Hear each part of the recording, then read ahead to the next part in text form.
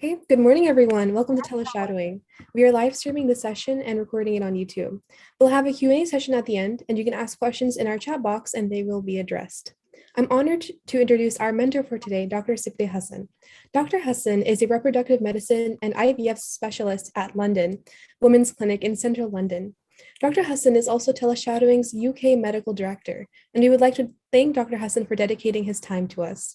Now I'd like to request Dr. Hassan to start today's session. Thank you. Thank you very much, everybody. Welcome on board. I hope that everybody is hearing and listening me. So excellent, thank you. That's great. So from Kafanwali Street, Multan to Harley Street, London, a fascinating journey into obstetrics and gynecology and reproductive medicine career. So I'll tell you about this Kafanwali Street, where I was born in Multan. So Multan is a city in Pakistan. It is famous for its Sufi shrines. It is in central Punjab. And some people say, some historians, that it is one of the oldest cities in the world, actually. So I was born in this street, Kafan. So Kafan is a local word in Urdu, and some of you might be aware about that. It's a Muslim ritual that when somebody dies, we wrap in a white cloth and then do the burial. So that was the only shop in Multan which sells that white cloth, kafan. So that is why it was famous for in the city. And from that street, I started my journey, and today I am at Harley Street, London. So I thought I should mention that. People would think that I'm an IVF doctor and started with my presentation with the dead body and burials, but I'm sure I'll tell you about birth and all the fascinating experiences of the first ever IVF birth and all that stuff. So yeah, so Multan. So I spent more than half of my life in that city. There's a medical college over there. Can we move to the next slide, please? Yes. So Multan is a city of saints, as I said, and Nishtar Medical College is the medical college in Multan. It is one of the oldest colleges in the country, established in 1953. It is attached with Nishtar Hospital, which is a tertiary hospital, a university hospital these days. And it was established by a politician, basically. His name was Sardar Abdul Rab Nishtar. He was a politician. It is one of the largest medical college and hospitals in southern Punjab in Pakistan. It has got all its international accreditations, and its graduates are almost all over the world now. We have a very strong alumni in America as well, the Nishtarians, and obviously in the UK as well. So my father always wanted, like I guess every father in those areas, wanted me to be a doctor. During my pre-medical days, I had a relative. She was very close to me, and she was suffering from fertility issues those days, and she was struggling like anything. So she had to go to all the traditional practitioners and had to go to different cities. Wherever somebody told her about some possible treatment, she used to travel there, and she was quite close to me, and I was part of those conversations. Sometimes I heard those conversations about her fertility journey and the struggles, the marital issues and all that stuff going on at that time. That was quite emotional for me, and I guess it was in my mind when I had to select a career when I became a doctor, basically, for my future postgraduate studies. But that was there in my mind always. That was quite emotional, actually. As he said, my father always wanted me to be a doctor. He himself was a lawyer, and he used to tell his colleagues about any little progresses which I did. I used to do some speeches, went to some quiz programs and all that stuff. He used to share all this with his colleagues who were lawyers. And one day I told him that I have decided that I want to be, when I was doing, I did my MBBS, and there was a time for me to select my career for my post-graduation. And I said that I want to be a gynecologist and obstetrician. And he was visibly shocked. And because those days, um, specifically for male doctors, it was slightly unheard of to be an obstetrician or gynecologist in that conventional city. And he told his colleagues that my son wants to be a midwife. He wants to deliver babies. And everybody was visibly surprised. And some of his friends tried to influence my opinion as well. But I think what that incident of my relative with infertility probably was in my mind. And when I discussed with my colleagues when I was doing my medical degree, that people told me that to become a fertility specialist, you have to have an obstetrics and gynecology career. There is no other way to go into fertility and reproductive medicine career without going into general obstetrics and gynecology. I wanted to be a surgeon at some point, but then I thought that general surgery is not really the future, because lots of specialties are coming into play, and generalist will be less and less in future, basically. So you have to take some specialty. So I looked into neurosurgery, orthopedics, urology, everything, but then I did not fancy anything, and it was a diagnosis of exclusion sort of, that obstetrics, gynecology, and I think pediatric surgery was left behind.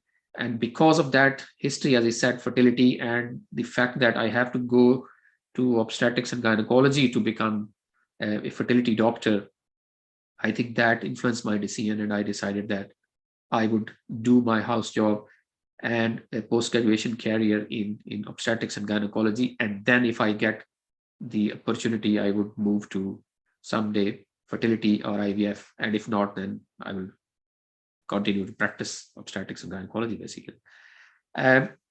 So I started my residency training in Lady Wellington Hospital, Lahore. So I moved to a different city, which is up north in Pakistan.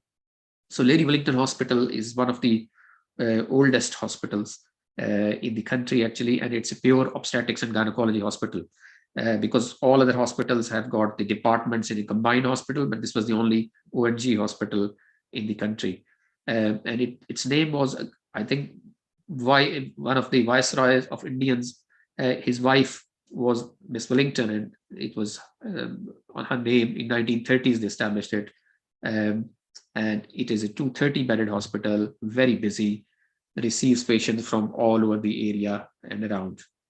And it's a combined obstetrics and gynecology hospital, and it's attached with the King Edward Medical College, which is one of the elite medical colleges in the country. I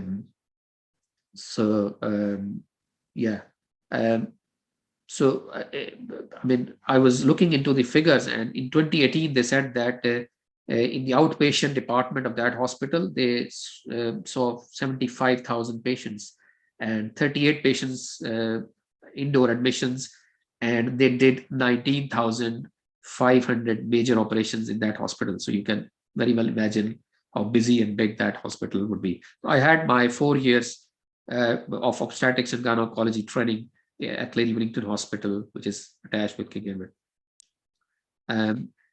Then in 2010, I think I always wanted to do my Royal College exam and wanted to come to UK to pursue my career and subspecialty if I could.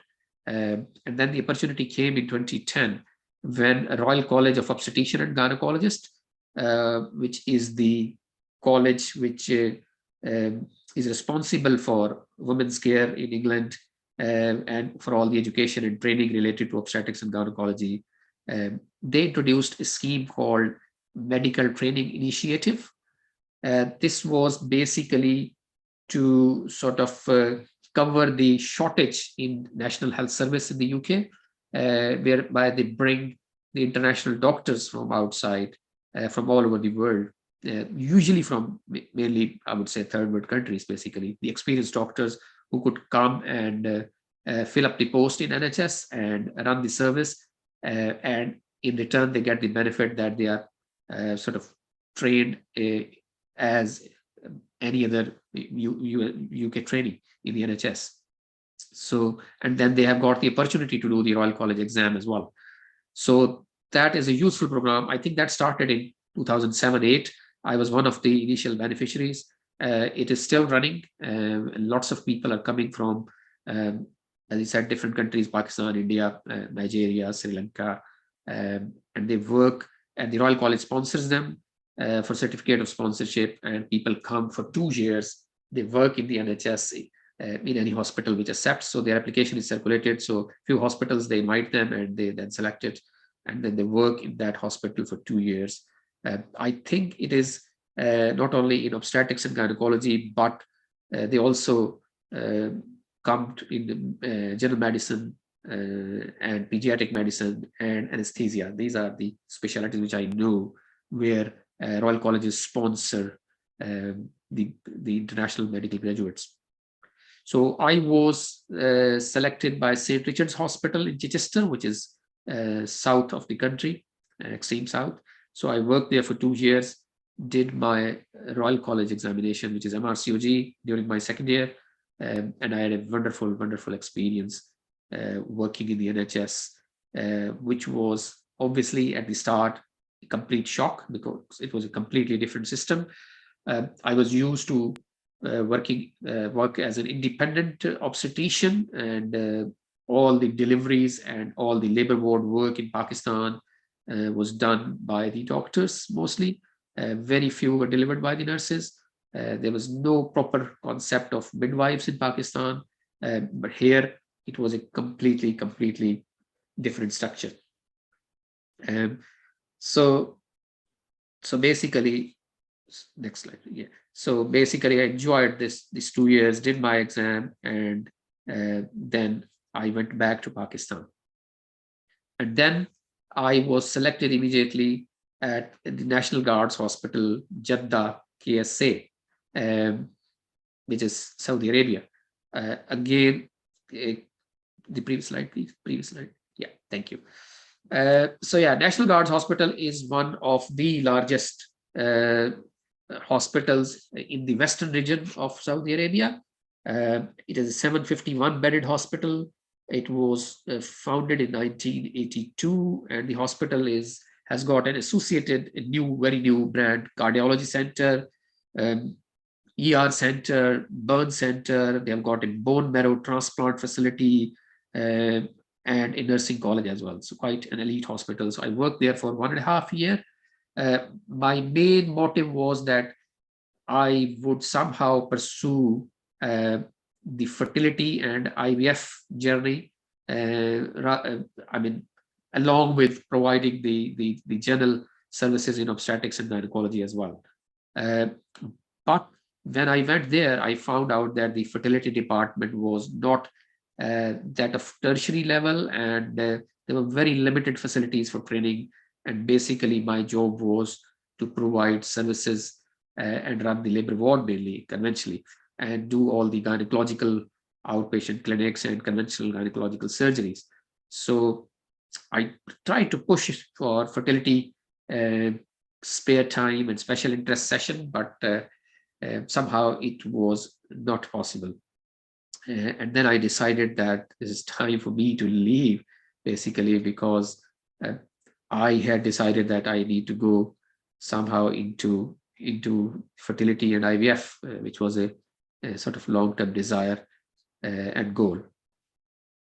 Could we move to the next slide, please? Thank you. So I applied to different hospitals in the UK again, because I thought that I should go back and just try to get some training which is structured from very scratch, because when I came to the UK first time, I was already a trained obstetrician and gynecologist.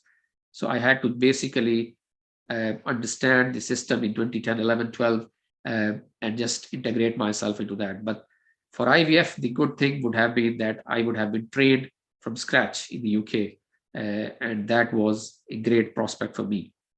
So I applied in different hospitals. So Countess of Chester. So I just wanted to re-enter into the system, basically into the NHS. I knew that not going to get fertility or IVF job straight away, which is difficult to get immediately. So you need to enter into the National Health Service, work for a bit, and then work your way into the system and see where are the opportunities. So I applied and applied and applied, and after a few months, I got first job in Countess of Chester, and I selected that because there was a consultant who was interested in fertility, and he used to do fertility clinics, and he used to do satellite IVF clinics, whereby they saw the patients in their clinic, in that hospital. They prepare them for their IVF test tube baby treatment, and then for the actual procedures, they referred them to a bigger tertiary hospital.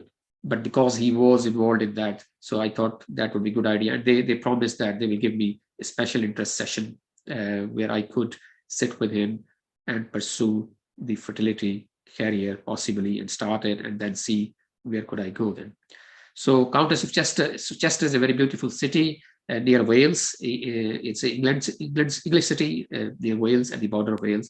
625-bedded hospital. Again, the main work was in general obstetrics and gynecology, but with 1 or 2 weekly sessions in fertility. So then one of my friends, she was doing a master's degree in assisted reproduction, IVF and reproductive medicine from the University of Bristol. And she gave me an idea that if I start doing masters in the field, then there is a chance that I might be accepted for some sort of job in fertility sector. So that would give me a sort of basic qualification, theoretical background, and would show my interest to the authorities that yes, I want to pursue this career and I'm serious, and I'm actually self-funding myself in the master's program and doing this. So that would increase my chances and prospects for a job in the fertility sector. And I think it was a good suggestion. And when I checked, University of Bristol was quite famous in their biological sciences. It was one of the top 10 universities in the UK, their biological sciences department. So I got the admission for MSc in reproduction and development, which I started. So the good thing about that was that they used to the people who pursue that career, they were embryologists, basic scientists, they were nurses, they were doctors from different countries, different backgrounds, different experiences. So it was a sort of good networking as well, and lots of information about the fertility sector as well. So lots of suggestions, lots of help, lots of long-term associations and friendships. So I enjoyed those 2 years. And I was working in the NHS at the same time. So I used to go there for a few weeks after every couple of months and pursue that, and did our research project and completed it finally in 2 years' time, along with working in the NHS. So that was a very good experience. It gave me a very nice sort of theoretical background, views of different teachers and consultants working in different hospitals. It gave me very good information into the fertility sector, actually, what could be the potential issues in terms of long-term career, and what are the advantages, and where the opportunities lie, basically. So then during my MSc, the job was advertised at St. Mary's Hospital, Manchester, which is one of the largest hospitals, tertiary hospitals in the region, in Greater Manchester region. It was one of the first ever NHS funded IVF hospital to start IVF. So usually IVF or test tube baby provision is in the private sector, but NHS also funds, depending on which area, 1 to 3 cycles of this test tube baby IVF treatment in England. And St. Mary's was the first ever NHS funded IVF clinic in the country, even before London, actually. So Manchester is also famous in the sense that the first ever IVF baby, who is Louis Brown, and she was born on 25th of July 1978, which was a miracle in itself. She was delivered in Oldham Hospital, Royal Oldham Hospital, which is very close to St. Mary's, Manchester, a few miles away. It is part of the Greater Manchester, actually. So it was historical in that sense. So I was trained in the field of reproductive medicine and IVF at St. Mary's Hospital, Manchester, which was very exciting time. So I remained there for 5 years, and it was totally reproductive medicine, IVF job, not involved the general obstetrics and most part of the gynecology. So that was a dream came true, basically. So that is why I put it in red. St. Mary's Hospital, Manchester is very important in my life because I was trained from the scratch in the UK in this unique and fascinating field of reproductive medicine and IVF. So this hospital was actually, the department was built in 1982. And as he said, it's the first fully NHS funded IVF unit. So they do basically 1,200 cycles of IVF in a year. So I'll explain a little bit later what is a cycle of IVF. So IVF is a test tube baby treatment, as it is commonly called, and a treatment of a couple who is having difficulty in conceiving and they need test tube baby treatment. One round of treatment is called one cycle of treatment. So 1,200 cycles mean that 1,200 patients or 1,200 cycles of treatment cycles for IVF purposes are done every year, which is a very, very busy clinic, basically. So any clinic which is doing more than 500 cycles of IVF is quite a busy clinic. They also do some frozen cycle. So embryos can be frozen these days. And they also do frozen embryos transfer cycles, which is total of 500. This is 2-3 years before data 2-3 years ago. And they also do insemination cycles, and they also preserve the fertility of cancer patients as well. So, you know, the cancer patients, when they do have their cancer treatment, their reproductive capacity can be inhibited and it becomes zero almost. So cancer treatment can affect the ovaries and testes, and it can impair the egg cells and the sperm cells, permanent damage sometimes. So before starting the treatment, once the diagnosis is made, we have the arrangements to preserve their fertility. So we can sort of do a type of IVF cycle, and we can collect their eggs, and in men, we can collect their sperms, and we can freeze them for future use. And this is called fertility preservation. So very few hospitals and clinics can have that facility as well. So St. Mary's has that as well. So I worked there for 5 years, as you said. And then almost a year ago, I decided to move to the private sector. So I went to London Women's Clinic, which is one of the largest private providers of IVF in the UK, and this is at Harley Street, London, which is the epicenter of IVF market, actually. All big IVF private centers are over there. So we do almost 3,000 or more than 3,000 cycles, and London Women's Clinic have got its satellite clinics around Greater London area. So patients are seen, they are prepared for IVF in these different clinics, and then they are sent to Harley Street, where we have got a dedicated IVF lab, where all the amazing work of handling with the eggs, sperms, and embryos are done by the amazing embryologist over there. So London Women's Clinic is where I currently work at Harley Street. So finally, that journey which started from Multan currently is ended up in London, where I'm working and enjoying. It's a private IVF is slightly different from the NHS IVF, just because obviously it is more finances for the couples as well.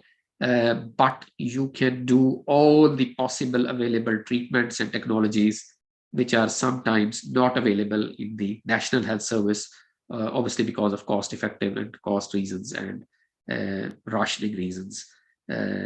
So yeah, it's a completely different world, and you see patients from all over the world with the slightly more expectations, because obviously NHS is a big organization. There are issues of delay and stuff, whereas in private you just decide today and you are immediately seen in the clinic and everything starts so quickly. There are no big delays, specifically after this COVID-19 situation. So it's a slightly, I would say, moderately different sort of picture compared to working in the NHS. Could we move to the next slide, please? Right. So that was my brief journey in obstetrics and gynecology, starting from Multan to London. I would then like to talk a little bit more about obstetrics and gynecology as a discipline, and then we'll see how the life of an obstetrician and gynecologist is in the UK, regarding a little bit about the training program here. I will then discuss more about my own subspecialty, reproductive medicine, IVF. How do we do things to make you understand a little bit, and what are the sort of limitations and issues involved in a reproductive medicine IVF career, and what is the future basically. So let's talk about obstetrics and gynecology. So as you know that it deals with women's health, obviously. And women represent 51% population in the UK. And surprisingly, they represent 44% of the workforce as well. So you can imagine that it is such an important thing. I mean, obstetrics and gynecology basically are two complete disciplines, two complete specialties. So it's a combination of medicine and surgery. So there's a variety of things involved in that, medicine and surgery combined. There are a few issues, obviously, that things are quite unpredictable in this career, which we'll discuss when we move along. So basically, obstetrics is the care of a pregnant woman, maternity care, also care of sort of newborn. So unborn baby, basically. So, I mean, that doctor's life is always a fascinating journey, just because of the ability and skills to make a difference in people's life, in the lives of those who have placed their precious lives in our hands, because our hands are the ones that give hope, that give healing, that give happiness. But obstetrics is unique out of all the other medical specialties, just because you basically deal with two lives. There is no other medical specialty or subspecialty where you are simultaneously dealing with two lives. And sometimes there's a conflict of interest between the two lives. And the example could be that suppose a woman is having very severe high blood pressure rise in her pregnancy, to the extent that she has started to do convulsions and fitting, and we call it eclampsia, eclamptic fit. So the baby, the fetal heartbeats is going down and down, and baby's fetal heart rate are going down, and baby needs delivery. But you cannot deliver the baby at that point because the mother is not stable.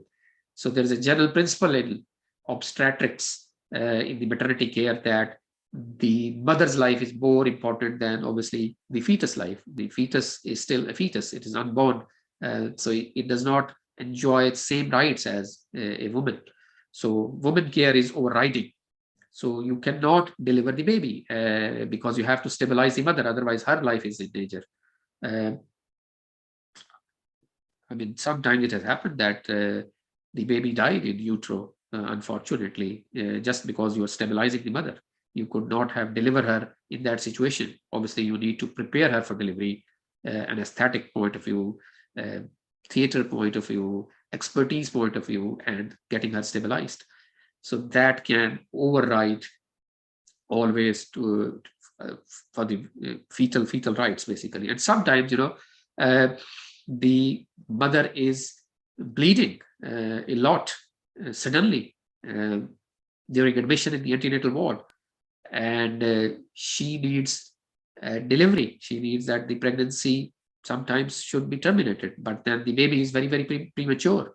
So you can't do that. You have to stabilize her basically to gain more time and to give sometimes steroids to the baby to mature its lungs, because that is the main thing which is in jeopardy if the baby is delivered premature. So, I mean, the idea to say is that sometimes there are conflicting interests. So it is such a challenging specialty, obstetrics basically, and it is also challenging because it involves the close working of obstetricians, midwives, anesthetic persons, and the baby doctors, the neonatologists as well. So you have to work in a multidisciplinary team. So that sometimes is not easy. And obviously people who are in third world countries, they are not used to that as well. Gynecology is mainly the problems of female genital tract. So we deal with that and the reproductive care we provide, which means that, so the mainly uterus, ovaries, vagina, we deal with the diseases of those cases. So if somebody is having heavy bleeding due to fibroid or due to uterine polyp, or the bleeding could be due to cancer of the genital tract. It could be cancer of the ovary. It could be cancer of the uterus. It could be cancer of the mouth of the womb, cervix. So all this is dealt in gynecology. And by the way, any problems in pregnancy before 20 weeks is dealt by the gynecologist as well. It does not come under the domain of obstetrics. So once the baby achieves viability, which is slightly different in different cultures, it could be 20 weeks, or in the UK, 24 weeks. Beyond that, the care is delivered by the obstetrician. And any problems before age of viability, which is 20 weeks, sometimes in majority, and then it is dealt by gynecology. So early pregnancy bleeding is dealt by the gynecologist and not by the obstetricians. Similarly, the choice to have a family is again dependent on female wishes. So if you want to avoid a pregnancy, that is, you can use contraception, and that is a part of reproductive care. Or if somebody is trying for pregnancy and is struggling, then obviously it is infertility, and that we come as the fertility doctors, the IVF guys. So reproductive care is part of gynecology. It's subspecialty of gynecology as well. So the subspecialties of obstetrics are fetal medicine, obstetric medicine, and subspecialties of gynecology are gynecological oncology, urogynecology, and reproductive endocrinology, and infertility and IVF or reproductive medicine.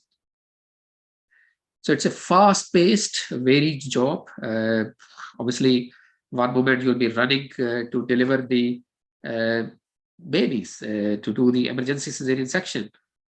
So you just have to be cool and calm in that difficult rush situation. You have to tell the patients all the risks of cesarean section, emergency cesarean section, and why you are doing it. So you have to be cool and calm at that point where everybody is rushing and preparing for the delivery. And imagine another scenario where you are actually doing a clinic, and in the cool and calm environment of the clinic, you are sitting, and now your job is to tell somebody who has come to your clinic that you have got a cancer, which is a life-changing diagnosis, obviously. So you have to be skillful enough to tell them suddenly that somebody has got a cancer and her life will be changed.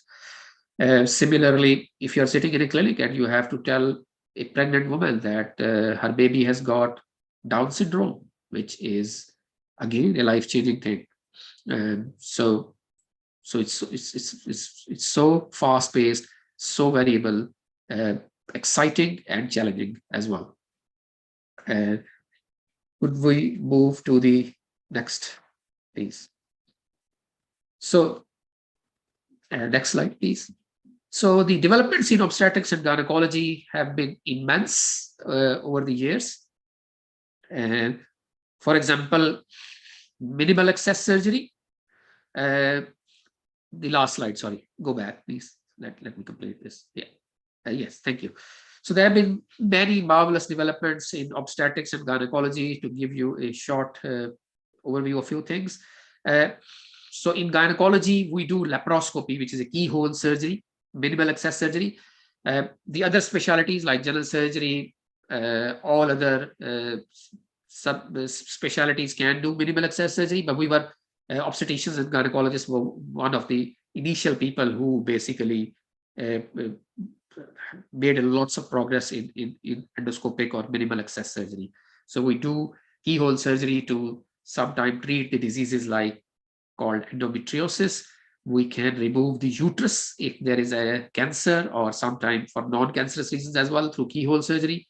Like many years ago, 10, 15, 20 years ago, it used to be an open operation with the difficulty in recovering, but now it's very quick and advances in lots of things in engineering technologies, and as well so has helped that we have developed minimal access surgery, and all our routine operations are done through this route now. Ultrasound imaging advancement has helped us a lot. So as you could imagine, we can see the unborn baby fetus, and we can monitor the baby's health, fetal health, with the help of ultrasound technologies. We can check the growth, we can check where the placenta is, we can check the amount of fluid around the baby, so all that stuff. So ultrasound imaging, which was the main work of Mr. Ian Donald many years ago, has helped us a lot in our obstetrics specialty. We are also able to make prenatal diagnosis of a baby about certain diseases. Now, so much so that in the field of infertility, where we create embryos outside the body, we can take a tiny biopsy, which is tiny cells of the embryo, which is still outside the body of the mother, and we can make certain genetic diagnosis as well. To give you an example, like people who have got thalassemias in their families, if there is consanguineous marriages and both are carriers of thalassemia, we can do IVF, which is we can make the embryos in the lab for them, and we can test those embryos for the presence or absence of thalassemia. So that is how we can eliminate the diseases from the families. So this is a big advancement, and this is called pre-implantation genetic diagnosis, PGD. And we can do that. And that is what we do in IVF at London Women's Clinic, Harley Street. Every day there are few colleagues who are dealing with the patients with familial diseases, and we can check the embryo for that. So this is a big advancement in the last few years. We'll talk about assisted reproductive technology, which is essentially IVF, test tube baby. How big an advancement was it when it came into being? So again, in obstetrics and gynecology. You can also treat the fetus, which is still in the uterus, in the womb of the mother. So you can sometimes remove some tumors, and you can sometimes remove, correct some diseases. Even the baby is still within the uterus. So the specialty has advanced so much, and it's called intrauterine fetal therapy. And that is an established super specialty in obstetrics. Obviously, the main work of obstetrician is obviously delivering the mothers. So safety of the delivery is the main order of the day, basically, because obviously gone are the days when childbirth was a very risky phenomenon. You know that childbirth is 100 times more dangerous for the baby than for the mother, basically. So safety of childbirth now is taken for granted, and the quality of birth experience is the main thing which has come into play, basically, these days. And therefore, the cesarean section rate, which is the operative delivery. So like our grandmothers and their grandmothers used to be delivered normally, but you would have known in the society that people talk about high operative delivery rate, cesarean sections rate, and there are multitudes of reasons behind that. Obviously, it is an operative intervention, although over the years it has become so much safer, but it is still a major intervention. It is an operation, and obviously there are concerns in some sectors that the cesarean section rate is rising. To give you an idea, like in 1950, they say that the cesarean section rate in the UK was 3%. So 3% of the deliveries were via cesarean section, whereas in 2000 the rate was 20%, so 7 times. Whereas these days it is around 25 to 30% in some units in the country. But that is very different in other parts of the world, specifically in third world countries. I can tell you about Rio de Janeiro, where the cesarean section rate is, I just checked, is 90%. 90% of the deliveries are via cesarean section, through cesarean section. And people think that the only 10% which are not delivered by cesarean section would probably be delivered before coming to the hospital, and maybe in the car or somewhere outside the hospital, and there's no one to do cesarean section of them. So that is why those 10%. But yeah, it's so variable, and obviously it brings with its own issues, the complications of any operation, risk of bleeding, infection. And when somebody has got one cesarean section or more than one cesarean section, then in the next pregnancy, the placenta through which the baby gets its blood supply, it gets attached to that scar of cesarean section. And because that scar is a bit weaker, so that placenta has got property of invading.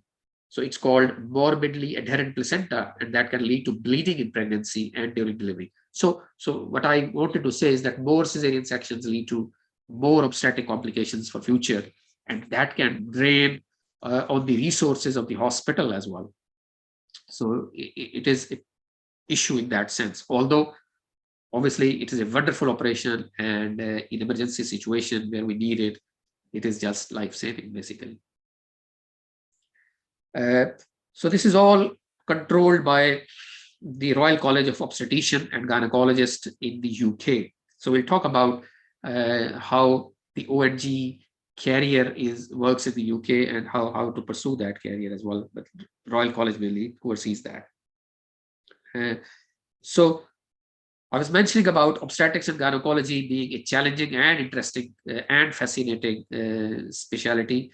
And to acquire the skills, obviously the knowledge and responsibility to safely deliver a new life into the world, how could something be more fascinating than that? You could imagine. Similarly, on the other side, in the gynecology discipline, being able to help women who are desperately driven by their maternal instincts, obviously, to achieve the parenthood, it holds immense appeal as well as a carrier. So this is a brief overview about the obstetrics and gynecology for you. So it is an exciting specialty to pursue, basically. So could we move to the next slide, please? Thank you.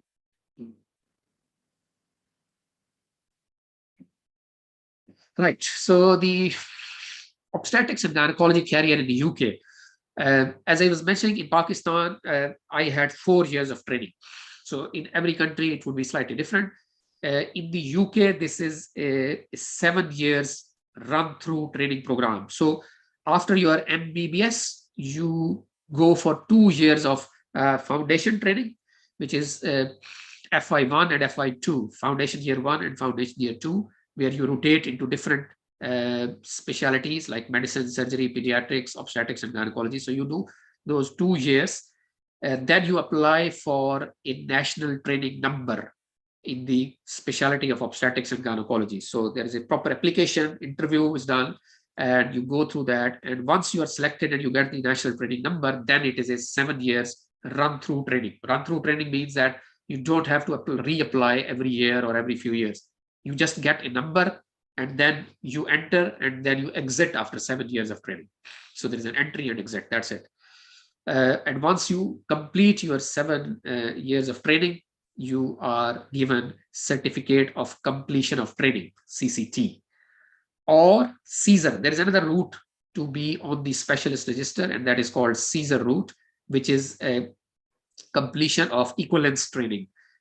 So if somebody's trained overseas and they're very experienced and they come, like I came in through MTI program for 2 years, if you do your work here in the NHS and you start compiling your logbook and competencies, and then at a certain stage in your career, you think that you have enough experience and logbook as which is comparable to your UK trainee, who had the run-through program, then you can show that evidence to Royal College and GMC, General Medical Council, which is the medical controlling body, licensing authority. So you apply to both of them, RCOG and GMC, with evidence of your competencies and paperwork as per their own trainee. And if the college accepts that, then you could be put on specialist register and you get a CSER certificate, which is the equivalence. It's almost as if you had CCT. During these 7 years, they have divided this into 3 sort of portions. One is the basic training, which is year 1 and year 2. So they call it specialty training, ST1 and ST2. So 2 years, you are a junior registrar, ST1, ST2, specialist training, and this is a basic training. So you work as a sort of SHO and junior registrar level. You run the labor ward with your seniors. You do the clinics, antenatal clinics. You see pregnant women in the clinics. You see the gynecology clinics. You do the special interest like colposcopy, fertility clinics, and all that stuff. You go into the theaters to assist your seniors, and you learn to how to do cesarean section, how to do hysterectomies, and all that routine stuff.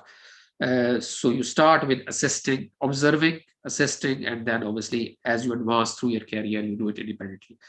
So the year 3, year 4, and year 5 is sort of intermediate training. And then year 6 and 7 is advanced training skills. So you have to complete some advanced training skill modules, and it's called ATSM. You have to complete 2 ATCMs. So you could do your advanced training skill modules in endoscopy or laparoscopy, or you could do your advanced training skills in fertility and IVF, or you could complete your advanced training skill modules in fetal medicine, or you could complete your ATCM or subspecialist training in gynecological oncology. So you are given more protected time to sit with the senior consultants, and basically you then run the show yourself. Basically, you are independent in your clinics or surgery. If you need any help in very advanced things, then obviously people are around you, senior consultants. So this is how the training is. Regarding the exams, the Royal College exams, so you have to pass MRCOG 1 during your basic training, year 1 and year 2. You cannot progress from year 3 to above if you do not pass your MRCOG 2, and then you have to complete your MRCOG 3 part before completing the year 5, and you cannot advance into year 6, which is the advanced training, until you completely go through your MRCOG. So it has 3 parts.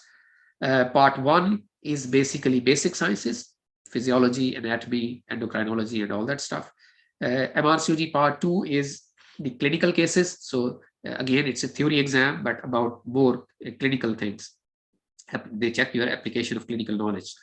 Whereas in part 3, MRCOG, you are checked on your clinical skills.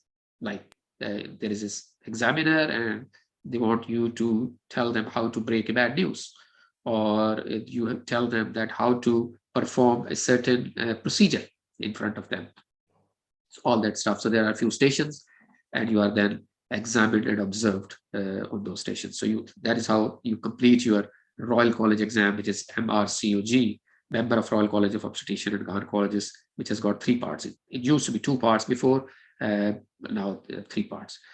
The curriculum of obstetrics and gynecology, which is devised by General Medical Council in consultation with RCOG, it contains 19 modules, which you obviously, during these 7 years, you complete different modules at different times simultaneously, and you have to achieve your competencies that you can deliver a baby, you can apply forceps, you can deliver the baby with ventures, you can do surgical termination of pregnancy, or you can do a cesarean section, or you can put an IUCD, which is a contraceptive device, and all that stuff. So you learn along with those years. Every year has got certain competencies and modules which you have to clear. And during that process, obviously, you complete your electronic logbook, which is then observed and signed off by your educational supervisor. So every year you are allotted an educational supervisor, and you rotate every year to different hospitals. So one year you could be in a center which is more famous for its endometriosis surgery. The other year you could be in a hospital which is more famous for your maternal medicine and fetal medicine expertise. And the other year you could select a hospital, so the deanery selects it for you, where there are more expertise for urogynecology and all that stuff. So you rotate to different hospitals, different departments, work with different consultants, and you complete your competencies and modules along the way, along with those exams, and you progress in your career. And every year, at the end of the year, there is an annual review of your clinical competence, whether you have completed all those things in that year, and then you progress. There's no formal exam every year, there's no formal interview, but you have to complete certain things, and that is how you move. Obviously, you have to clear those exams, MRCOG 1, 2, 3 along, and otherwise you cannot progress into the next year. So General Medical Council is the licensing authority in the UK, and they work with different colleges, and they design the laws, competencies, and how the specialty is going to move forward. So that is the state of affairs of ONG in the UK. So can we move to the next slide, please? So these are very useful websites about how to move into the UK. What about obstetrics and gynecology career in the UK? All the necessary information is there. So if you see, this is RCOG, the first one website is RCOG website, very, very useful. You can find almost everything over there which you need to know about working in the UK. The next one is about the NHS working, about the doctor's roles, specifically in obstetrics and gynecology training. Then there are certain Facebook groups. I would recommend this IMGs in the UK group. It is very, very, very useful. It contains every aspect of your life in the UK. As an international medical graduate. So very, very useful and helpful. Then there is a Health Education England, HEE web link, and you can get lots of help from that. Then British Medical Association website is very useful for doctors about their contracts, about any issues in their job and all that stuff. Then I found this last one. It's called Umar's Guidelines Blogspot. Very interesting. It covers every niche of your life in the UK as well. Which car do you want to buy? Which thing is cheaper? Which city has got which flat? How to get a rental thing? How to progress in your career? How to improve your interview skills and probability of getting job? All that you could think of is there in that Umar's Guidelines as well. So I think I found these groups very useful, basically. So you could get lots of information from them if you are interested to move to the UK. All right. So the main topic, main interest of mine, fertility, infertility, IVF, reproductive medicine. So if you have known anybody, my last point, who has suffered from infertility, you would know that the desire to have a family is very, very strong. There are both unplanned pregnancies, which needs to be terminated. And on the other side, infertility is also very common in the populations. So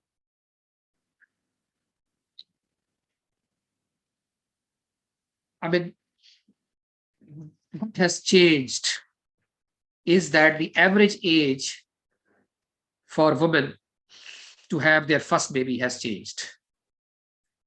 It used to be like 25, 26, many, many years ago, not anymore.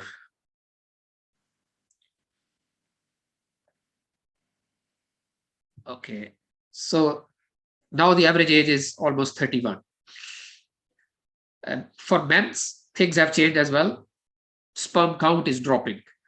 So much so that we follow the WHO guidelines about the normality of sperm count. And many, many years ago, the normal sperm count for the range was 20 billion for men.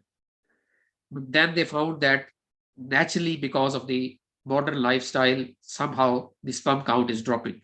So if we put 20 million as normal, many normal men would not fall into that category. So they have dropped it to 16 million now. So currently 16 million is the normality. And our guess is that in few years' time, they might reduce it further to maybe 15 or 14 or 13 millions. Because it is something to do with modern life that sperm counts are dropping. Then sexually transmitted diseases are increasing as well. And then due to modern lifestyle, we are getting fatter as well. So things have changed from fertility point of view in the world. All this, women are pursuing their career. They cannot find a suitable partner sometimes. People are going for traveling. People have no finances. They're looking for their houses. They are pursuing their education career. So all that stuff means that the age of women having their first baby is rising and rising. And this is not without problem, because the biological clock is ticking. So what happens is that the ovaries in women which contain their eggs, the quality and the quantity, both the quality and quantity of their eggs go down with the passage of time. And we still, 2021 December, we do not have any magical treatment to change that. We cannot stop that process of the number of eggs going down, although we can know about it, but we cannot do anything about it, basically. And the quality of the eggs go down as well, which means that it leads to more genetic errors. When that egg is fertilized by the sperms and leads to an embryo, that genetic error can lead to increased chances of implantation failure and increased chances of miscarriages. That is what you would probably hear and would probably observe in women of advanced age. When I talk about advanced age, from fertility and IVF point of view, this is 35, 36 years. So that is a cutoff level for us, and women know about it. They do come to us when they hit their 35th birthday. Suddenly, they come to the fertility clinic saying that we want to check our egg reserve. We want to know our future options for fertility, because many of them have been pursuing their career, education. Many of them have not found a suitable partner yet. Many of them have not thought about being pregnant, and suddenly they are 35 and 36 and 37, and then they don't know what to do. Or people have been trying for the last 1 year, 2 years, nothing is happening. So they come to the fertility clinic suddenly. So that is where we are. So as I said, previously people thought that specifically men used to think that all problems are, probably most of them are in the females, but the recent research has changed that as well. And we now know that male fertility is decreasing, and male fertility is decreasing with age as well. It is not that conspicuous as it is in female. Like, we know that at 35, 36, majority of women would have some loss of their egg reserve a bit quickly, and the quality of egg goes down quickly after 35, 36.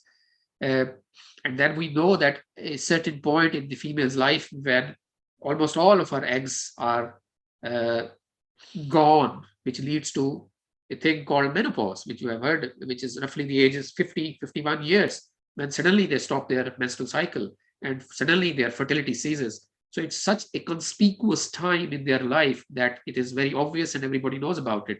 In men, it is a bit slow and gradual. So there is no sudden point in their life when things do happen, but it does not mean that their fertility and the impact of aging is not there. This is not true now. And there is much robust evidence now that it is not the case.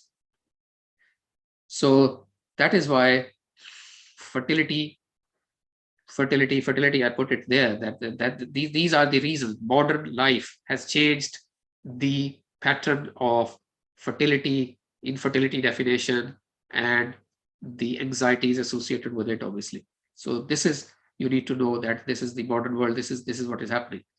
Next slide. Again, I would say that the fertility rate in a particular case is again very variable. So you could find a woman who is functionally sort of infertile at the age of 37, and you could see another woman who is very fertile at the age of 42 or 43, still delivering babies. So that is again very different in everybody, very variable.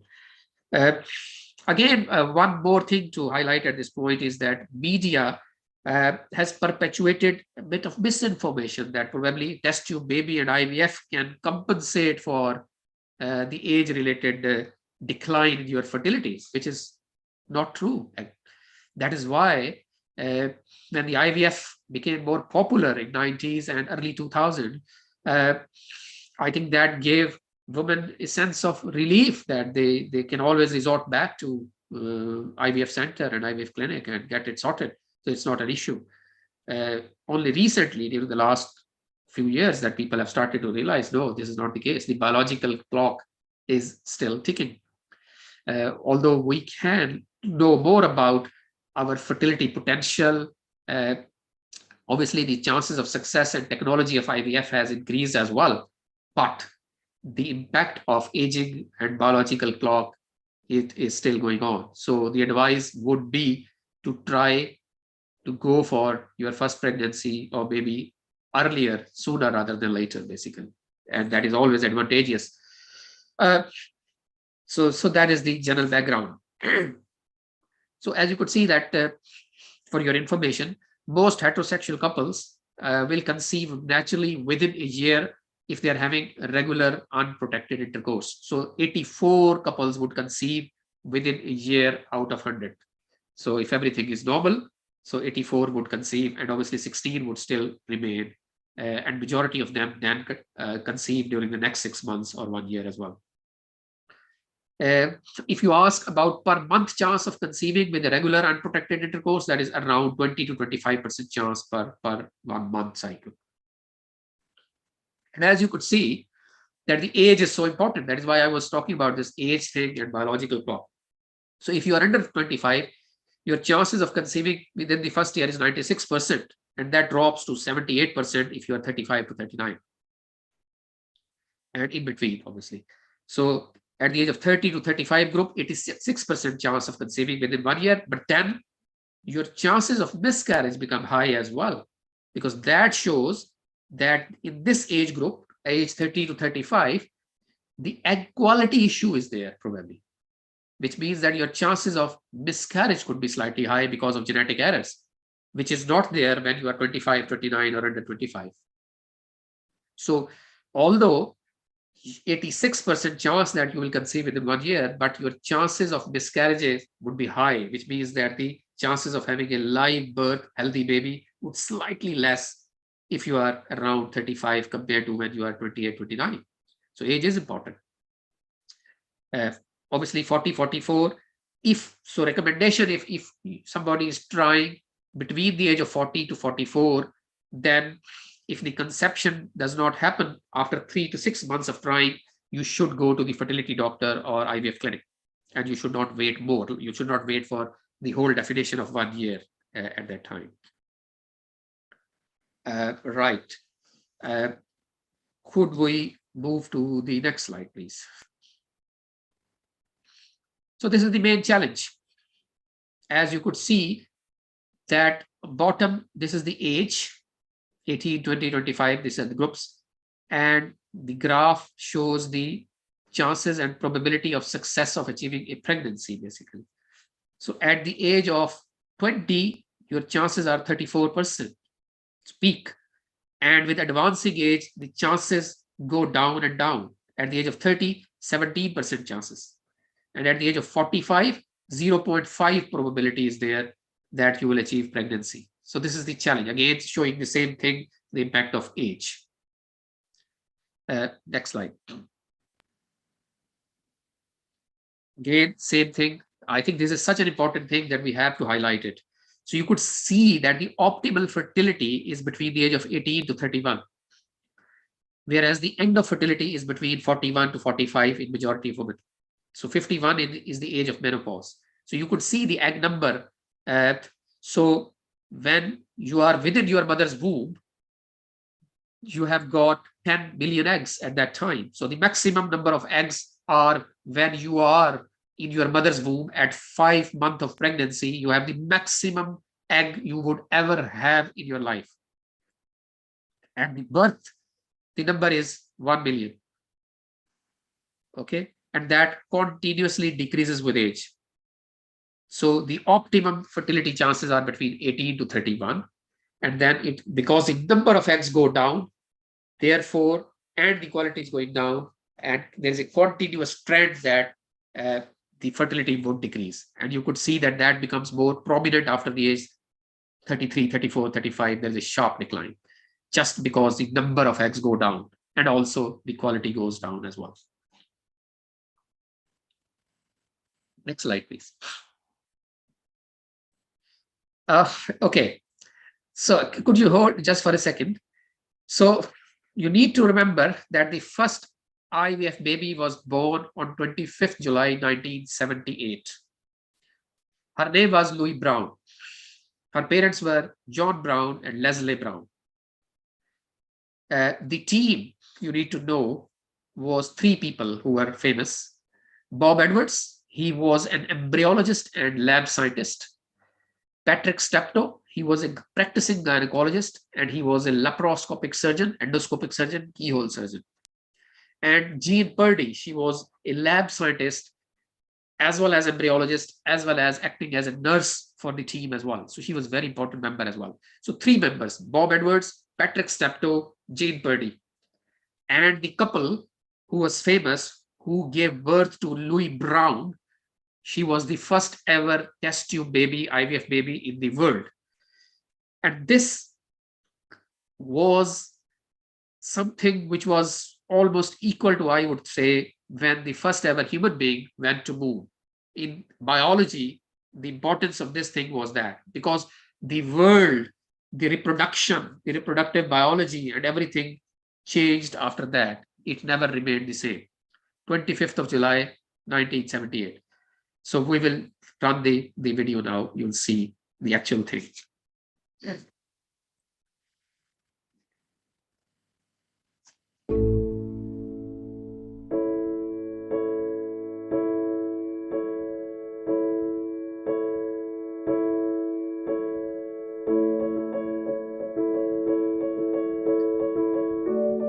Her eggs were fertilized with the sperms of her partner, John. So this is the team. Patrick Steptoe, 25th of July, 78. So this was in Oldham Hospital, Royal Oldham Hospital, which is in Greater Manchester, which is very close to where I work, St. Mary's Hospital. I have been to that room and that area at Oldham Hospital. It's historical.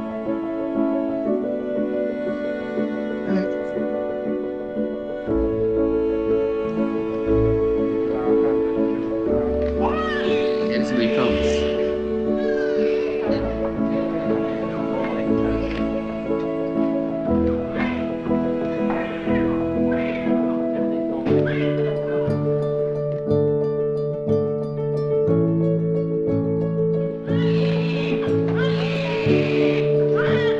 Imagine the press on that day and the headlines and the excitement. And I will just let you know about how controversial it was at that time.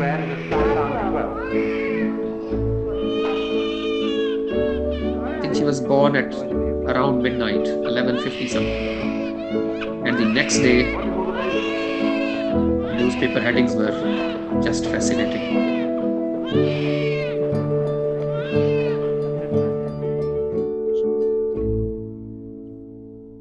Right. Could we move to the next? As I said, it is fascinating. So I'll talk about it. So, I mean, IVF, obviously, which means test tube baby, which means that we fertilize the eggs and sperms outside the body into the lab. So we collect the eggs, we take the sperms, we make the embryos outside. That is why it is called in vitro fertilization. In vitro means outside, on the glass. Actually, it's a Latin word. We call it test tube baby, although test tube was never involved in this procedure. So it's a sort of misnomer in that sense, but it's called test tube baby. And then we grow that embryo for a few days in the lab, and then we select the best embryo, and then we put it back into the womb of the mother who is to deliver the baby. And then we hope for the best that this embryo would implant into the lining of the womb and then will be there for 9 months. So this is how the IVF basic principles are. So when a couple comes to us for fertility assessment, that they have been struggling, what we do, we check their egg reserve. As I said, as I showed you, that the eggs reserve goes down, and we cannot actually count the eggs because they are microscopic, but we can get an idea from this anti-Mullerian hormone blood test. So this is the first blood test done by any fertility or IVF clinic. Very, very, very important. And it is a very sensitive marker of female's egg reserve and gives us lots of idea. It also tells us how we need to stimulate her ovaries.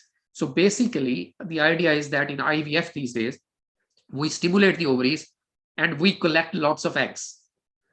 Because in a natural cycle, only one egg is released. And if the female is trying for pregnancy, she achieves pregnancy with the sperm. These days, obviously, the family formation has changed. Some people do use donor sperms as well. So either partner or donor sperm. So donor sperm obviously can be used only for assisted conception. But in a natural conception, if the menstrual cycles are regular, you release a mature egg every month. And if the sperm is in the system, you achieve a pregnancy. So that is the natural conception. But the assisted conception is different because we want to collect lots of eggs. We want to stimulate the ovaries, make lots of follicles to grow, collect multiple eggs so that we can make multiple embryos in one sitting and select the best embryo. Now we can also, during the last, I would say 8, 10, 12 years, the technology has improved that we can now freeze the eggs. We can now freeze the sperms. We can now freeze the embryos for many, many, many years. And that is a technological advancement during the last few years. So that is how the IVF cycle typically works. To collect multiple eggs, to make multiple embryos, to grow those embryos, to select the best embryo, and if there are other good quality embryos, we can freeze them for future use. So that is to give you an idea. So how do we do fertility assessment? Anti-Mullerian hormone to check somebody's egg reserve. The next important investigation is ultrasound scan, so that we check the lining of the womb, that the cavity of the womb is fine, there is no fibroid, any tumor inside which could affect the fertility treatment. We check the basic anatomy, screen for everything. Next slide. So we can also check the tubes, whether they are open and functional or not. So females have got 2 tubes, right and left, 2 ovaries. So every month when the egg is released, the tube function is to pick that egg. If the sperm is in the system, the sperm travel up into the tube. So the first meeting of the egg and sperm is within the fallopian tube. So fallopian tube is such an important organ.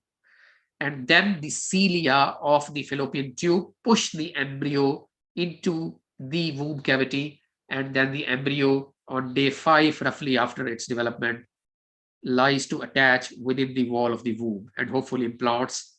Thousands and millions of processes are involved in that implantation, and then it should grow there for 9 months as a baby. We can check whether the tubes are open. We cannot check the microscopic function of the tubes in clinical setting, but we can check whether they are open or not. And if they are open, we assume that they will be functional as well. So we can check that by a simple ultrasound scan, whereby we inject a dye through the mouth of the womb, and then we track the path of the dye by either X-rays or ultrasound scan into the tube and out of the tube. So that is called Hycosi check or hysterosalpingogram, and we can check whether tubes are open or not. So that is also an important investigation in an infertile couple. Next, or subfertile couple. Next, please. Male partner assessment is obviously by semen analysis. As I said, there is a WHO criteria for normality. Half of all fertility problems in couples are down to men, but obviously men tend to think that it is women's problem, which is wrong. We have to assess the man, and that is a simple semen analysis. And we check for basically concentration of sperms, whether the sperms are moving, they are good quality sperms, and what is the morphology or the shape of the sperm. So the sperm has got a head, body, and tail, a complex shape, which contain the DNA, and we check how many of those look like normal sperms. So that is how we do that. So men could have low sperm count or low motility or problem with the shape of the sperms, and then we see whether that can be medically treated. If not, then we select the best sperm under the electron microscope, and then we can physically inject those sperms into the eggs in the lab. And that is again a very marvelous, I would say, technological advancement in the field of fertility, whereby men who have very low sperm counts could have their own biological children. And the technique is called intracytoplasmic sperm injection, whereby we inject these sperms into the soft yielding egg under very high power electron microscope in the IVF lab. And that is our wonderful embryologists do every day. So men who have got low sperm parameters, quality wise or number wise, their sperm have to be injected to the partner's eggs. So that is what we do. And that is called ICSI, and that increases the chances of fertilization and good quality embryo and pregnancy and healthy baby. Next slide, please. So IVF is hugely successful medical intervention, but you would be surprised to know that 2/3 of the IVF cycles do not work in the first attempt. So the chances of success of an IVF cycle in a woman, in a couple where a woman age is less than 35 is 40%, and it's not 100% at all, 40%. In certain very good prognostic couples, it could go up, which will slightly by genetic testing and all that stuff, but it is still 40 to 50%, not beyond that. It used to be around 10 to 12% when Bob Edwards and Patrick Steptoe started the process. It used to be around 10 to 12%, but then it has gradually picked up, and now it's 35 to 40%. So we have moved far from that figure due to technological advancement. But still, it is amazing that we are selling a treatment which has got chances of success or failure of 60%, which is amazing. There is no other specialty which tells people that you are spending money and there is a 60-70% chance that it will not work in the first cycle. But obviously, if they persevere, and some people become more successful during the second or third or fourth cycle. Because it has got challenges, technological and ethical, therefore it has to be regulated. And Human Fertilization and Embryology Authority in the UK regulates and governs this process. And when I say there are challenges, obviously ethical challenges are that religious groups have always opposed this when it started. Roman Catholic Church was against it because they think that IVF is not a natural way of conception. Obviously, over the years, the parenting and the family structure has changed. We have now same-sex couples, we have now single parents, we have now parenthood very later in life. So these have all led to obviously debates and changes in the laws. There is now we can, as I said, take a biopsy from the embryos and send it to the genetic lab, and we can check for genetic balancing and all the diseases and chromosomes and for genetic abnormalities. And that has given another aspect to this treatment. So the combination of genetics and IVF is called retrogenetics. And that means that we have increasing access to our own genetic information. And therefore, we have to make new reproductive decisions and responsibility for parents and professionals as well. We have some information which we don't know what it means. Like we can find that there is a tiny chromosome deletion on chromosome 13, which we don't know what will happen in future. What does it mean actually? What clinical features that individual would have? Should we put that embryo or should we not? So these are interesting things coming up. And because we can freeze the embryos, and obviously people cannot use all their frozen embryos. So there are more than 1 million embryos which are preserved in freezers around the world, in every country of the world, frozen embryos, which would never be used. because less than half of them are ever used to make a baby, and rest of them are just spare because people have 1 or 2 children and they have got 10 embryos which are stored just in case, but they are never used. So this is also an interesting thing in this field. People are claiming because of the stem cell research that we can make a sperm for men who have no sperm in their ejaculate in the next 10 to 15 years, which is again an exciting thing. So stem cells, are pluripotent cells. They have the potential to convert into any cell in the body. So we can take stem cells from the embryos and we can freeze them. And if we put them in the testicle, there is a chance, we have seen that in the lab in research settings, that it could make a sperm cell. It could be reprogrammed. So that is exciting thing in the field. That is why it is fascinating. That is why I said it's a fascinating career. Next slide, please. We can monitor those embryos, which are early human beings, because they are in the embryoscopes now in the IVF lab. So we can use a video camera in an incubator where they are lying full of embryos of different patients, and we can study every single movement of their journey outside the human body. And that is exciting. That has given us so much insight into the embryo's health, embryo's development, and now it's called Barker's hypothesis that our future diseases as adult are programmed during our embryonic life. So any insult to the embryo, any change could lead to long-term problems, developmental issues, probability of getting cancers in future life, probability of getting metabolic diseases in later life. And that is all determined when human being is at the embryo level. We can study the embryo development and embryo health and embryos behavior in the lab by these video cameras, and that would someday unravel into different useful clinical information. The extent of the IVF industry is that people think that by the end of the century, 2099, 400 million babies probably would be in the world because of IVF, which is 3% of the global population. Could you imagine that? No one would have imagined 100 years ago. This is amazing. 400 million babies and 3% of the world's population. By the way, in some countries, even now, 1 to 2% of their population is through assisted conception, possibly in Scandinavia or Israel. There's a lot of IVF going on over there due to many, many reasons, obviously. Next. How do we do it? Roughly, to tell you, as I said, we stimulate the ovaries with injections. So a woman who has come for IVF cycle in the fertility clinic will go through these steps. So just to give you an idea, we give them injections every day. Purpose is to stimulate their ovaries so that their follicles grow and develop and grow to a certain size. So we want to collect multiple eggs from their ovaries. Next, please. Once they reach a certain size, we then can collect their eggs by a small operation under general anesthetic. It takes us 10 to 15 minutes. We go through vagina. We do not open the tummy. Ovaries are big. We go directly to the ovaries. We collect. So that is what I do almost every day at London Women's Clinic. So we have 15 to 20 cases every day on our list for egg collection operation. So under the ultrasound guidance, under anesthetic, we go directly to the vagina into the ovaries and aspirate those follicles and give it to the lab, embryology lab, and they see under the microscope whether we gave them a mature egg or not. So we can collect 5, 10, 15, 20 eggs in one cycle in a woman. Next step.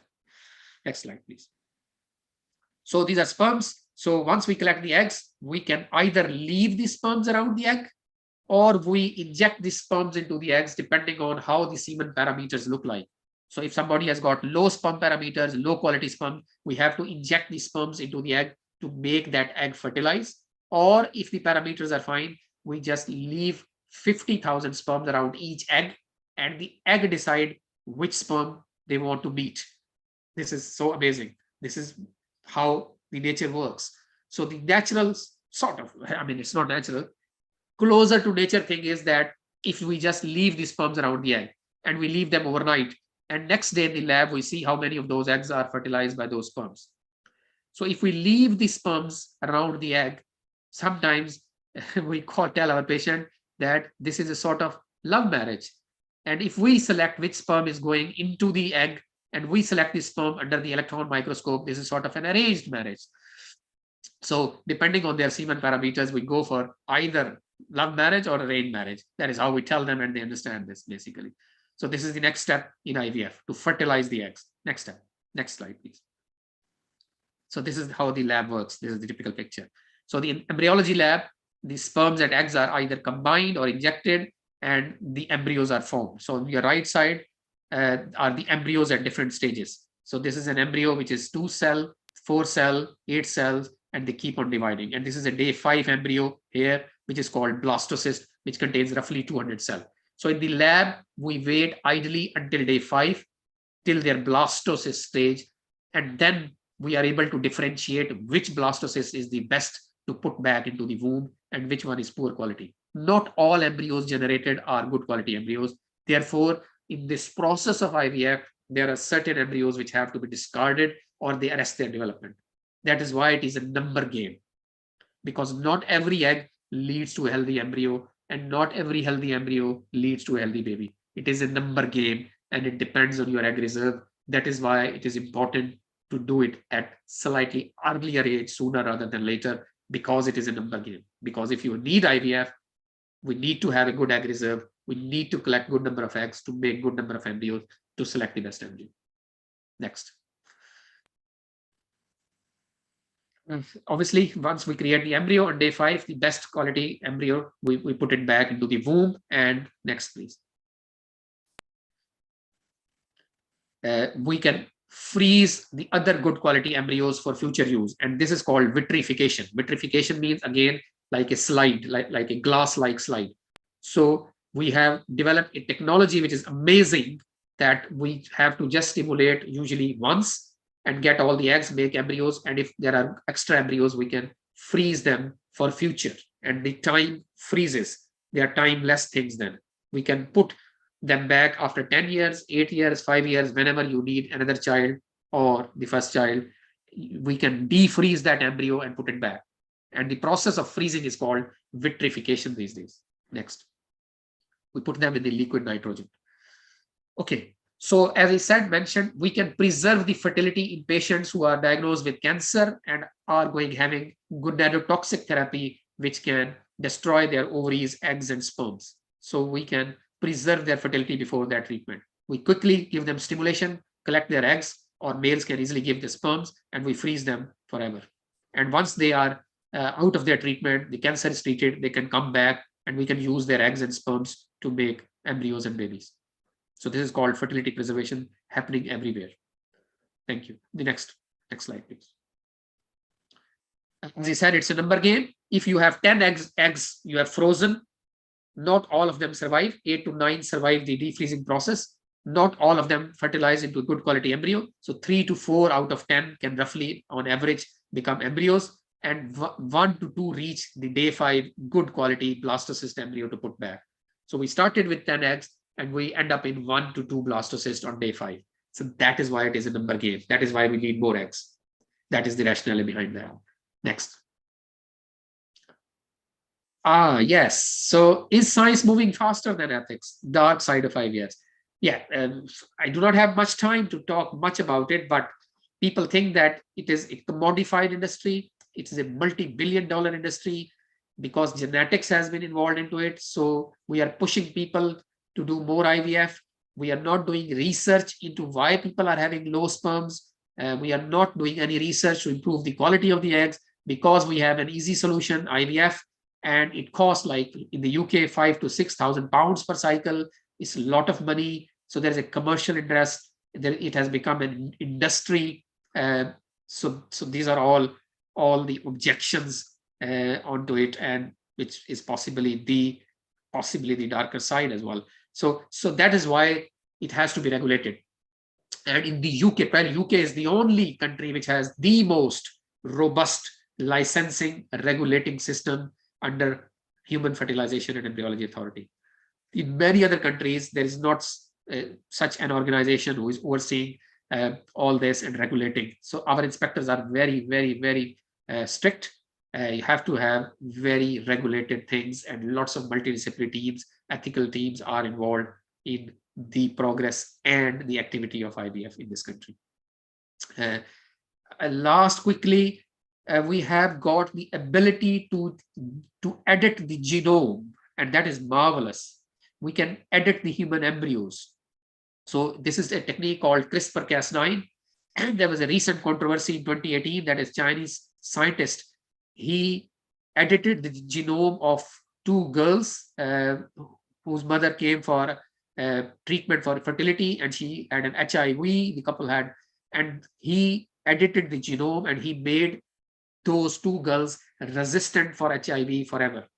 The objection was, we do not know what impact on the overall genome that procedure would have done. And that was not, the license and the permission to do that was not granted. So it did not went through ethical approval. So there was a lot of hue and cry in 2018 about that. You can read that in papers. And the technique is called CRISPR-Cas9 technique. It's a genetic knife sort of thing where we can edit the genome. So people think that in future we could design designer babies. We could put any trait, whatever we want, and that would have moral issues and objections into that. So we'll discuss it some other time. Next, please. I'm aware that we're running. Okay, so let's see this fascinating. She is Louis Brown. She is the first ever IVF baby. Please look into that. Is this fascinating?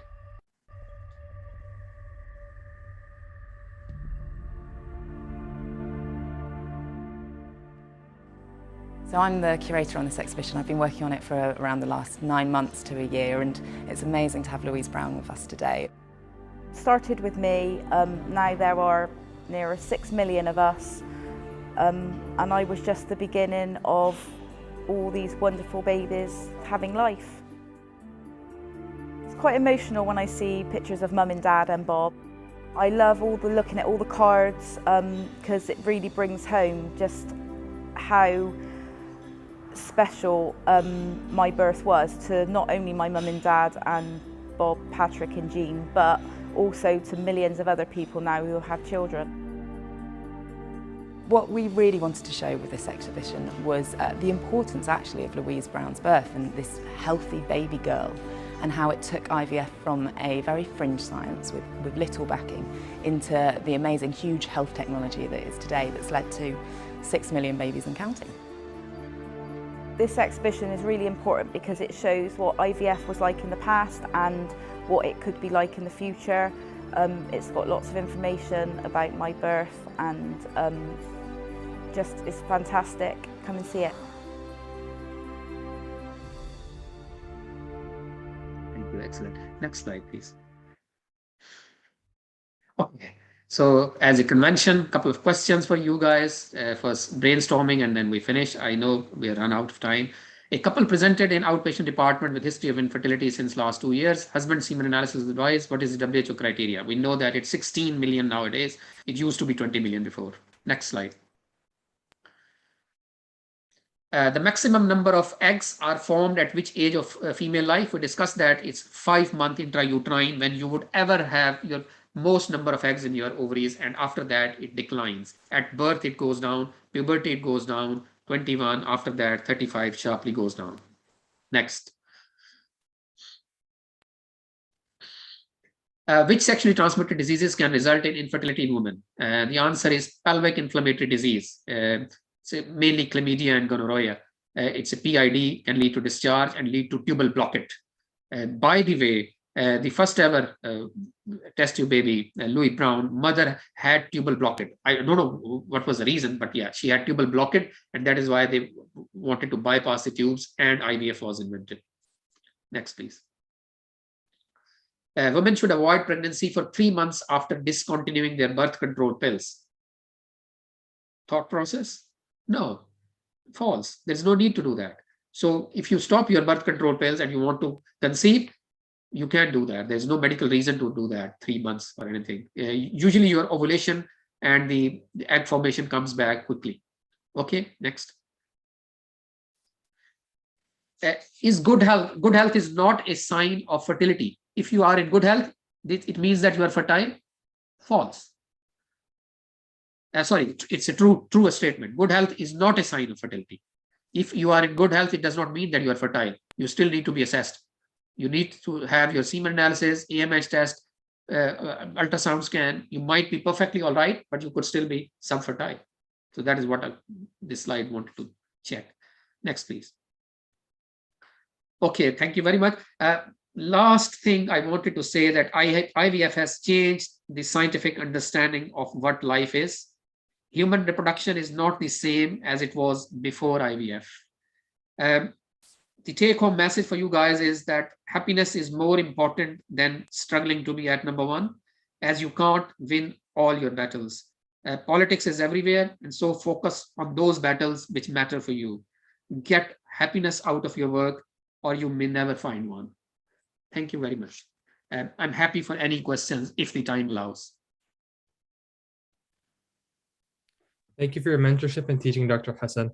I know I learned a lot, and if anyone has any questions, they can feel free to ask now. We will begin our Q&A session. To start off our Q&A, our first question was, go ahead, doctor. Sorry, I could see one in the chat. How long a wait is recommended after a failed IVF cycle to try again? Very good question. Thank you for asking that. There is no medical recommendation. You could start immediately, and people do that back-to-back cycles. As long as you are physically and emotionally ready, you can start your IVF cycle. Not a problem. Thank you. Another question we received was, ever since the rise of IVF, there have been conversations surrounding designer babies and being able to pick and choose specific traits for parents that they'd like in their children. What are the ethics of designer babies, and what could the future hold for them in the future? I think, as I said, there is a heated debate on that. Obviously, people have made it possible to do it in the labs. Obviously, it is thankfully not available for obviously general consumer to use. As I said, 2018, people tried to do this genome editing. It was for a good purpose, but because it was not ethically approved, they made these two girls called Lulu and Nana. They are the Chinese girls, and they are HIV resistant forever. But we don't know what impact it could have rest of their genome. So that is why it was opposed by the scientific community very, very fiercely. So I think it has to go through intense ethical debate until you see any of this kind, but it is possible. I think lots of ethical people need to be involved to regulate this. Thank you. And is there a difference between the debate about designer babies in general and specifically choosing the gender of the baby? Yes, so we can do certain features to select the babies, basically mainly medical reasons. So, there are certain diseases which are more prevalent in male compared to females, or in females compared to male. So you can choose the embryo to put back. Again, there's another use is that if a sibling has got some life-threatening condition, you can create an embryo and take a stem cell from that embryo and put it into the affected person to change their disease pattern. So that has been done as well in the labs. But there are ethical things going on as well. It is not that straightforward. Thank you. Another question we had was, what is the importance of regular menstrual cycles in women, and would an irregular cycle indicate reduced fertility? Excellent. Very good question. Regularity of menstrual cycle is a very clear and quite reassuring sign that a woman is releasing a mature egg every month, and which is required for natural conception. So I would say more than 90% chance that she would be releasing a mature egg every month. But still, you can counter check this by doing their ovulation kits are available these days, which can tell us about a hormone called luteinizing hormone. So the kits, they give you the indication that after ovulation, the LH hormone went up, and they give you that sign. But yes, regularity of cycle is very reassuring in terms of natural conception chances. Thank you. Another question we had was, what determines high-risk pregnancy, and how can we prevent such pregnancies? So, women could have some pre-existing disorders like hypertension, like diabetes mellitus, and then they enter into pregnancy, or there could be certain things which could arise in pregnancy, which could make them high-risk pregnancies, obviously. To prevent that, you need to have a thorough history, and certain people who have got these pre-existing diseases, we ask them to go to pre-pregnancy clinics to have a discussion with the maternal medicine specialist to gauge the risk. And then if we can treat we can modify the disease and optimize the disease before entering into the pregnancy. So that is how you modify the risk, basically. So pre-pregnancy counseling clinic is the main thing. Thank you. Another question was, what is the cause of polycystic ovarian syndrome, and how do you treat patients affected by it? And does it affect the fertility before and after the treatment? Again, very common disorder, polycystic ovarian disease.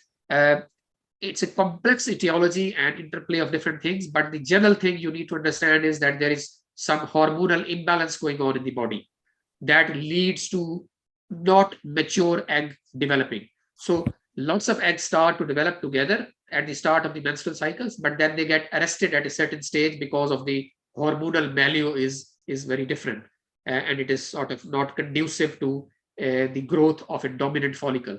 So because in the mid-cycle, there is no single dominant follicle available, that is why the chances of pregnancy go down. And we can give medical treatment. We have some drugs to induce a healthy single ovulation, and that increases the chances of pregnancy. Thank you.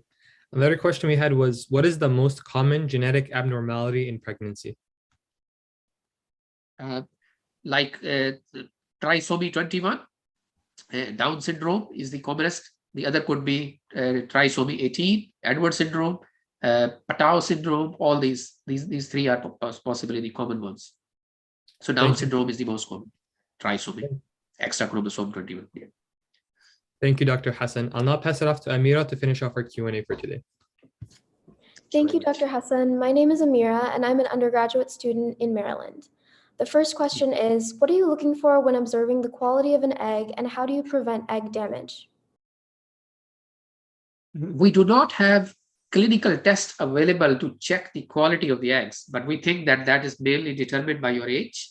So the egg, which is in a 25-year-old lady, is much better than a lady who is 32. So the age, we think, is the main thing. Until obviously we have to do assisted conception, where we collect the eggs ourselves and we see the behavior of those eggs in the lab. And then in the hindsight, we can tell whether the quality was good or not in terms of fertilization patterns and in terms of when the experienced embryologists see it under the microscope. But obviously, before that treatment, there are no clinical tests available to check the quality of the eggs. What we can tell people is the younger you try to conceive is better in terms of the quality of eggs. The couple of behavioral or lifestyle things which could possibly impact the quality of the eggs, obviously, is smoking, being overweight, diet, stress. These would theoretically have some impact on the quality of the eggs, which we cannot actually quantify or clarify, but it makes sense that these would affect. Thank you. The next question asks, why does gestational diabetes happen, and what are the long-term effects, if any, on the mother? Basically, we need to understand that pregnancy is sort of a stress on every system of our body. So pregnancy is a stress on the physiology of our body, almost every system in the body. So when the pregnancy hormones, which are produced by the placenta, they are basically diabetogenic hormones. This is just to protect the interest of the developing baby, to make more glucose available for the babies. So that, as I said at the start of my lecture, that there is a conflict of interest between the mother and the babies. That is why this specialty is unique. So the nature wants more glucose for the baby. But that means that these hormones can lead to stress on the carbohydrate metabolism of the mother, which can manifest as diabetes, gestational diabetes mellitus, if she has got an underlying tendency for that because of the ethnicity and all that stuff and your weight. So there are certain risk factors, which is ethnicity, weight, and all that stuff. But if you are predisposed, then pregnancy is a perfect stress on your carbohydrate system. And that leads to gestational diabetes mellitus, which can lead to maternal and fetal complications, which is increased fluid around the baby, risk of cesarean section is high, risk of infection in pregnancy is high, and in the future, your chances of developing actual type 2 diabetes mellitus become slightly higher compared to somebody who never had gestational diabetes. Thank you. The next question is, what are the side effects after a fallopian tube removal? The reason for fallopian tube removal would be,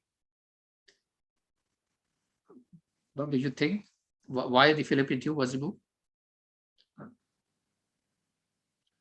So basically, if you have to remove the fallopian tube, which could be, I understand, in the setting of possibly that the pregnancy happened in that tube, ectopic pregnancy or tubal pregnancy, then as I said, that tube is an important organ for a natural conception.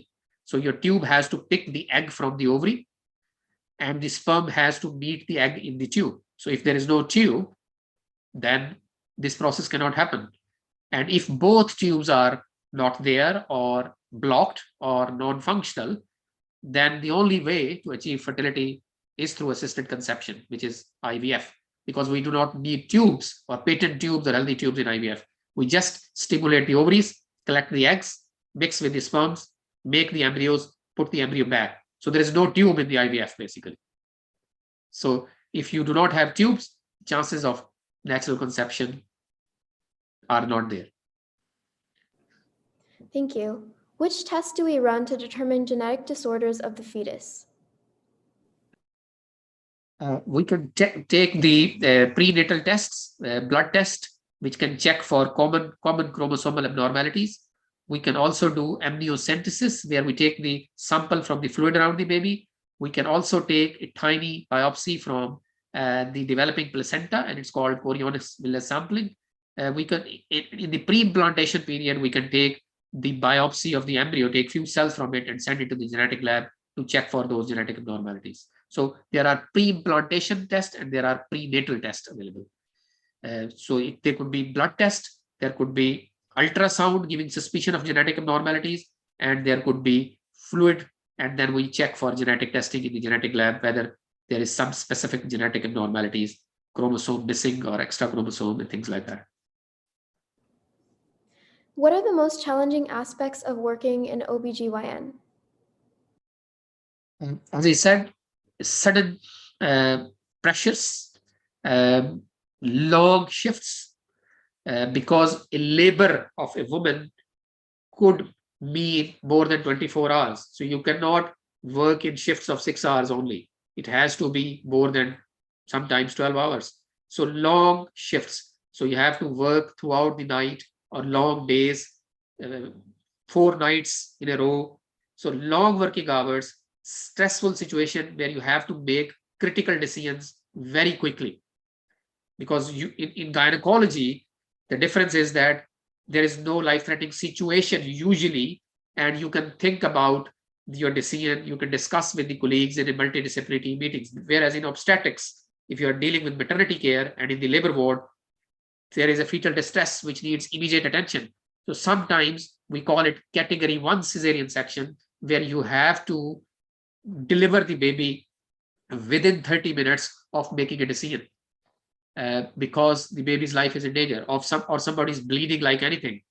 The uterine blood supply is very heavy during pregnancy, and if she starts to bleed in pregnancy or during labor, you have to immediately make decisions of delivering her, doing cesarean section, sometimes even removing the uterus. So these are stressful, full of pressure situations you need to deal. Then you work with lots of other disciplines, like with midwives, neonatologists, urologists, oncologists. So you have to work in a multidisciplinary team. So it's a need for communication skills. You have to break bad news every day. So communication skills are required. Working with the other colleagues is required. Pressure situation, long working hours, stressful situation. But these are the challenges. There are many, many rewards, and the list is very long. Thank you so much. And for our final question, how do you manage your work-life balance? For that, I decided to move away from obstetrics career at this point. So I am in reproductive medicine and IVF, which is more manageable for me. And this is basically 9 to 5 job. No nights are involved, so this means that I can give more time to my family. So I've got 3 kids, so that is very helpful in that sense. And basically less pressure situation decisions like in obstetrics. So I did practice obstetrics for many years in different parts of the world, in Saudi Arabia and Pakistan and England. But then a stage came when I thought that I need to change it, basically. And it was a passion to work in IVF anyways from very start of my career, actually. So this has made me possible for me to give more time and enjoy my life, along with working in the specialty which I love, basically. Thank you. Those are all of our questions. It's very kind of you. Thank you. Thank you so much, Dr. Hassan. We truly appreciate you taking the time to answer all of our questions and taking the time out of your day on a Saturday afternoon to mentor us. And I love everyone to please give a warm thank you to Dr. Hassan in the chat box for this incredibly informative session. Thank you. Thank you very much. Very kind of you. Thank you for listening. Now we're going to conduct our closing session with our quiz and future session dates. The link to the quiz for this session is now live, and you'll need a 70% or higher to pass and receive certification. And we've also added an optional feedback form for our improvement in 2022, and your feedback matters to us, so please consider filling that out. The link to the quiz was just sent in the chat. And many of our students have also expressed interest in pursuing a leadership position in teleshadowing. We've reopened our leadership application for students interested in joining our team as well, and that has just been sent in the chat right now. And don't forget to join our mailing list if you haven't already, as we send session and quiz reminders right to your mailbox. And you can join from the link in the chat below. Now onto our future session dates. We will not actually hold a session on December 25th or January 1st for the holidays, but we will continue sessions from January 8th at 10 a.m. EST. Thank you so much, everyone, for attending today's session, and we hope to see you in upcoming sessions as well. This concludes this week's shadowing.